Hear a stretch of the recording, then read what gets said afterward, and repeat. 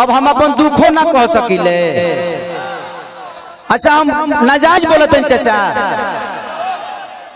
अभी बताइए खेसरिया जब अपना खातिर हॉस्पिटल नहीं बनवले तब गांव भर के इलाज कहाँ से कराई? तो जब ये हमारे नेता अपना इलाज कराने के लिए एम्स में जाते हैं, हमारे नेता अपना इलाज कराने के लिए बॉम्बे जाते हैं, विदेश जाते हैं, तो ये बताइए जब ये अपने इलाज के लिए अस्पताल नहीं खुलवाए तो हमारे इलाज के लिए कहाँ से खुलवा पाएंगे? मेरी उम्र आज 28 से 30 वर्ष की हो गई। 30 वर्ष से हो सकता है 5 वर्ष बाद मुझे होश आ गया होगा। 25 वर्ष से तो ऐसा ही देख रहा हूँ कि हमारा बिहार में बदलाव कुछ नहीं हुआ है। दारू बंद हुआ है तब वो मिलिए रहा है। इसमें दोस्त हम सरकार को नहीं देंगे क्योंकि हमारे पास रोजी नहीं है। हम अपनी रोजी ढूंढते हैं, वो चाहे हमें नशा में मिले या बुराई करके मिले या किसी का मर्डर करके मिले। हमारे पास अगर रोजी होती, हमारे पास काम होता, हमारे पास किसी का विश्वास होता तो शायद आज हम भी बेकार नहीं होते। किसी फैक्ट्री में अपने ही जिला में, अपने ही गृह जिला में, अपने ही घर में काम करते। तो जब इंसान बेकार होता है तो वो गलत काम करता है। तो गलत काम कभी होता है जब इंसान फुर्सत में होला। गलत काम हो तारा टाइम ना मिले। सही बताओ तार गेहूं के दवरी आई तो तू दूसरे के टिकोड़ा तुरे जीवो, तू अपन गेहूं दही बना। तो जब हमारे पास अपना वर्क होता, हमारे पास फैक्ट्रियां होती, तो आज हमारे भी घर की औरतें अपने पति के साथ रहती। ये अपने पति के लिए तरसती नहीं कि होली में आएंगे तो दीपावली में आएंगे। आज हम अपने बच्चों के साथ होली मनाते, दीपावली मनाते। हमें दीपावली मनाने के लिए किसी का परमिशन लेना पड़ता है, किसी से लेटर देना पड़ता है कि सर हमको जाना है अपने बीबी के पास, छठ आ गया है। तो हमें तो त्योहार मनाने की भी आजादी नहीं मिलती है। ऐसे राज्य में हम पैदा हो गए हैं। हमें ऐसे राज्य से नफरत नहीं है, लेकिन यहाँ के सिस्टम से मुझे नफरत है कि यहाँ के सिस्टम हमें कहीं का नहीं छोड़ा, कहीं ले ही नहीं गया। इनका एक ही काम है कि जब बाढ़ आई ना, इलेक्शन के बाद हमें किलो रोज मिली। अगर इलेक्शन बा जहाँ बाढ़ आई कि चिवड़ा खाद खाद पेट मॉल हो जाए, खूब खाए बरवा चिवड़ा।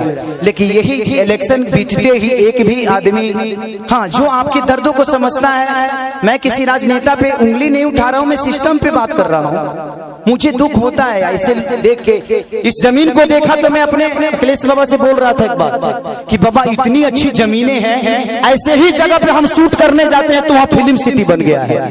यही जंगल मुझे मिलती है मैं जब शूटिंग करने जाता हूँ तो। इससे कुछ VIP नहीं मिलता है, लेकिन हमें वहां मिलता है क्योंकि वहां के सिस्टम ने उस जगह को बनाया है।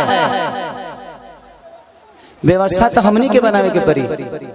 अच्छा 5 साल में एक बार मौका मिला, वो करो में हमनी के फ्रूटी पे खा जाइले से कहां से व्यवस्था के दे दी? हमें अपने आप को बदलना पड़ेगा। आपको बदलने के लिए आपको अपने आप को बदलना पड़ेगा, तब सिस्टम बदलेगा। क्योंकि सिस्टम चलाने वाले आप हैं, आप उनको अधिकार देते हैं सिस्टम चलाने के लिए। तारा पैसा से फॉर्च्यूनर पर खेसारी लाल चढ़ेले। खेसारी के कल से सुनल बंद कर दे। खेसारी के औकात नजर आ जाएगी, खेसारी तो कितना बड़ा स्टार होगा। मैं अपनी बातें कर रहा हूँ।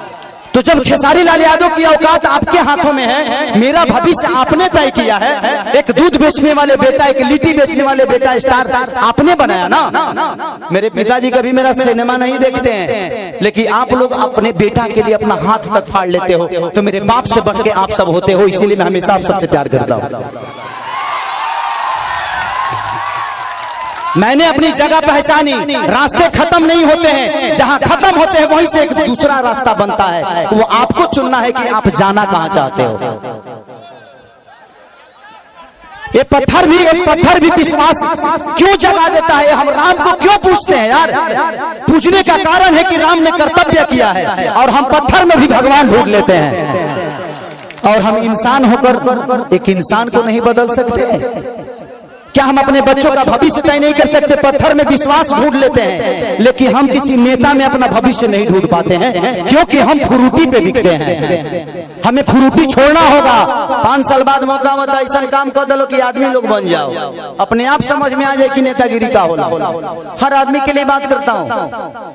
मैं देखा तो मुझे दुख हुआ कि इतने सारे जमीन के बावजूद मैं किसी सरकार पे उंगली नहीं उठा रहा हूं, लेकिन मैं बातें बोलता हूं कि अगर मेरी बातें यूट्यूब के माध्यम से कहीं ना कहीं तो चलिए जाए, हम जाना था। लेकिन मैं यही कहना चाहता हूं सरकार से कि यहाँ 5000 एकड़ जमीन है, 100 एकड़ में एक फिल्म सिटी बना दो यार, कि मैं अपने भाइयों के साथ यहाँ शूटिंग करने आऊंगा। अगर मुझे लगता है ना, अगर यहाँ पे फिल्म सिटी 100 एकड़ में बन गया तो बिहार की सबसे खूबसूरत ये जगह होगी, ये मेरा दावा है, ये मैं जानता हूं। और पूरी दुनिया यहाँ पे आएगी शूटिंग करने, चाहे वो सलमान खान हो, अमिताभ बच्चन हो या अक्षय कुमार हो। खेसरिया के तक घर है तो झड़ो फिरे खाती चले, हमार तो बतिया हटा दो, हम तो घर के बेटा हैं, ये जमीन के उपजल एगो अनाज है। लेकिन दुख होता है, हमके बड़ा दुख लगल है, ऐसा नहीं होता।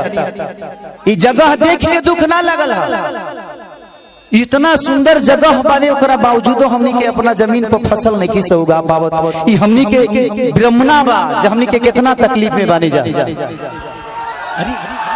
अरे आप पिता हैं, क्या कहूँ? अरे वो तो बहुत दूर की बात कह दीजिए, हम लोगों को चलने के लिए रोड नहीं मिल रहा है। देखिए यहाँ से वहाँ से एक बार एग्रीमेंट भी हुआ था, सरकार बनने नहीं दे रही है। हम लोग क्या करें, अब कोई रास्ता नहीं मिल रहा है। तिल्हार से यहाँ आने जाने के लिए सेमरा तक रोड हुआ था, सरकार वन विभाग करने नहीं दे रहा है। ये तो बड़ी बात कह दी, 500 बीघा काम करने के लिए। एक बात बताई, हम बहुत गरीब परिवार के बेटे लगे 50-100 करोड़ 200 करोड़ रुपया नहीं थे, लेकिन भगवान अगर हमके बहुत बड़ा जहिया बना दी है ना, हम वादा करते नहीं। हम इसे वादा करके देखिए, हम नेता ना है, हमके वोट नहीं खेले बेके और वो लोग बिना आशीर्वाद दिले हमारे खातिर बहुत बात। हम वादा करते नहीं कि भगवान अगर हमके बहुत बड़ा आदमी बना दे ना, तो हम अपना पैसा से फिल्म सिटी बनाए भेजिए, जमीन को वो लोग इसलिए इतना नीमन जगह हम साउथ में, अभी साउथ के सिनेमा करके नहीं है, इतना नीमन जगह हमके साउथ में ना मिला। हम अपना जीवन में पहली बार इस जगह पाइल भाई, इस जगह पे आया, इस जगह पे आके ऐसा लगा जी यहाँ जन्नत है। और यहाँ पत्थर नहीं, यहाँ हर पत्थर पे एक इतिहास बना हुआ है, बस लोगों को पढ़ना आना चाहिए। लेकिन मुझे नहीं लगता कि इस सरकार को कभी ये पत्थर नजर आएगी। इनके नजर में ये पत्थर है, क्योंकि इसके लिए आपने मंदिर नहीं बनाया ना। एक पत्थर को रख के जब हम मंदिर बना देते